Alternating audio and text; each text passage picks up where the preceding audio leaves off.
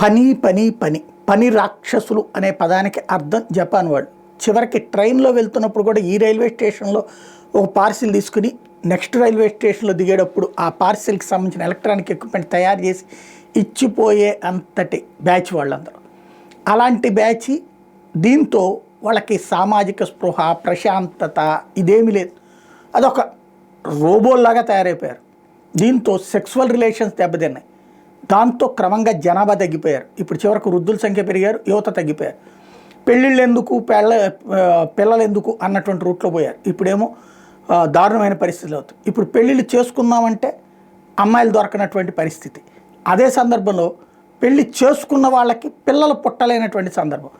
దీంతో ఈ ఆఫ్ఘనిస్తాన్ నుంచి, బంగ్లాదేశ్ నుంచి శరణార్థుల కాన్సెప్ట్లో EU అగ్రిమెంట్లో భాగంగా వచ్చినటువంటి వాళ్ళు ఎవరైతే ఉన్నారో వాళ్ళు దీన్ని అడ్వాంటేజ్గా తీసుకున్నారు.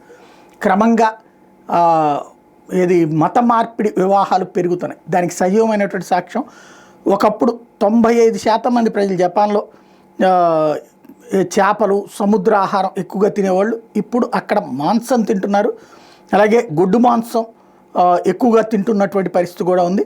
క్రమంగా రూటు మారుతోంది.